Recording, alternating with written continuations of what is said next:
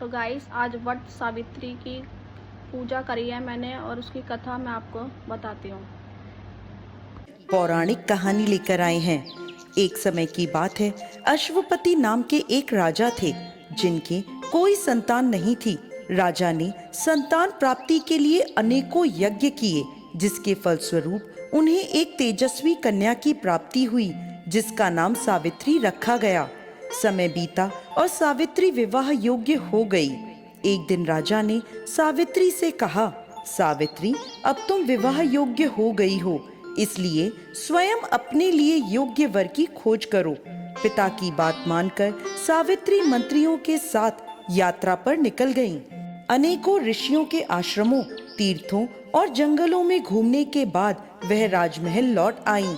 संयोगवश उस समय उनके पिता के साथ देवर्षि नारद भी मौजूद थे।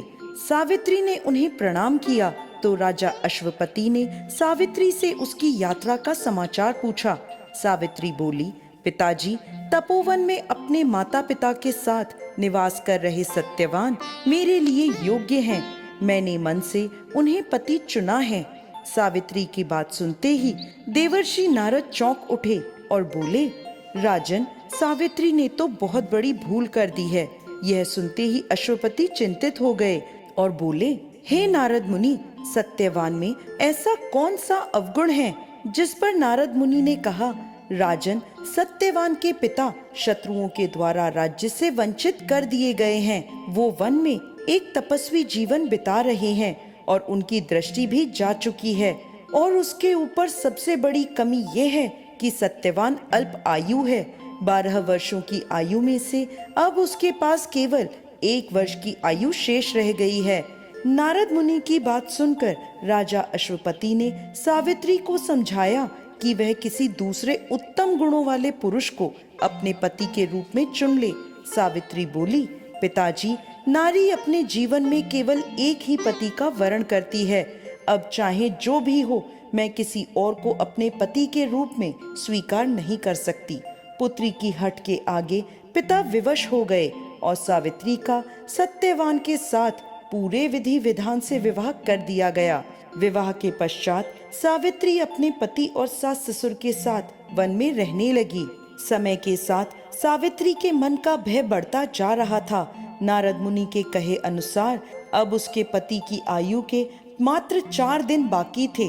सावित्री ने 3 दिन पहले से व्रत रखना प्रारंभ कर दिया।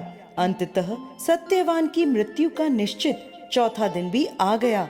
सत्यवान लकड़ियां लेने वन को जाने लगा तो सावित्री बोली, मैं भी आपके साथ वन में चलूंगी। सत्यवान के मना करने पर भी वह सास ससुर की आज्ञा लेकर उसके साथ चली गई। वन में सत्यवान जैसे ही लकड़ियां काटने के लिए पेड़ पर चढ़ा तो उसके सर में पीड़ा शुरू हो गई। वह पेड़ से उतर गया। सावित्री समझ गई उसके पति का अंतिम समय निकट है। उसने अपने पति का सर अपनी गोद में रख लिया। लेटते ही सत्यवान अचेत हो गया। सावित्री चुपचाप आंसू बहाती ईश्वर से प्रार्थना करने लगी। तभी उसे लाल वस्त्र पहने एक पुरुष आता दिखाई दिया। वह साक्षात यमराज थे। सावित्री बोली, महाराज, आप कौन हैं? यमराज ने उत्तर दिया, सावित्री, मैं यम हूँ और तुम्हारे पति के प्राण हरने आया हूँ। सावित्री आगे बोली, प्रभु, सांसारिक प्राणियों को लेने तो आपके दूत आते हैं, फिर आज आप स्वयं क्यों आए? यमराज बोले, सत्यवान एक धर्मात्मा तथा गुणों का सागर है।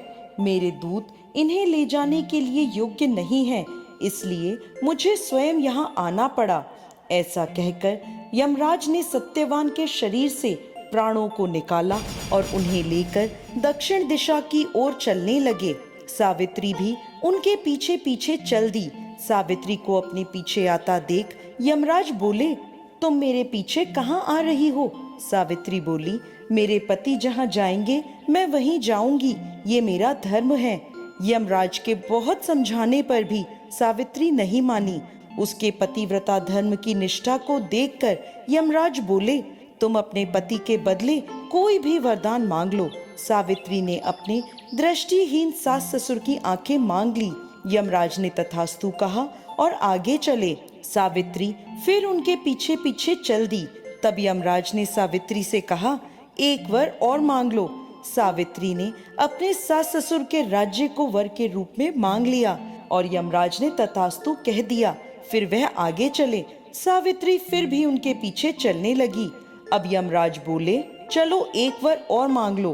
तब सावित्री ने अपने पिता के लिए 100 पुत्रों का वरदान मांगा। यमराज ने उसे तथास्तु कहकर वापस लौटने को कहा, लेकिन सावित्री नहीं मानी। फिर उनके पीछे चल दी। यमराज बोले, सावित्री, तुम मुझसे अपने पति के प्राणों के अलावा कोई भी वरदान मांग लो, यह आखिरी वर होगा। तब सावित्री ने वर मांगा कि उसे सत्यवान से 100 पुत्र प्राप्त हों। इस बार भी यमराज ने तथास्तु कहा और आगे बढ़ने लगे, परंतु सावित्री एक बार फिर उनके पीछे चल दी। यमराज बोले, मैंने तुम्हारे मांगे हुए सभी मनवांछित वर तुम्हें दे दिए, अब तुम मेरे पीछे क्यों आ रही हो? तो सावित्री बोली, महाराज, आपने मुझे सत्यवान से 100 यशस्वी पुत्रों का वरदान दिया है और सत्यवान के बिना पुत्र कैसे संभव होंगे? ऐसा कहकर सावित्री ने यमराज को उलझन में डाल दिया। तब यमराज बोले, सावित्री, मैं तुम्हारे पतिव्रता धर्म से अति प्रसन्न होकर सत्यवान के प्राणों को छोड़ रहा हूँ। साथ ही साथ तुम्हें आशीर्वाद देता हूँ कि तुम्हारी यह कहानी युगों युगों तक सुनाई जाएगी। ऐसा कहकर यमराज ने सत्यवान के प्राण छोड़ दिए। वट सावित्री की कथा में जैसे उसके पति की रक्षा करी, वैसे सबके पतियों की रक्षा करना। कहानी अच्छी लगे तो चैनल को लाइक करना, सब्सक्राइब करना। Thank you for watching. Bye.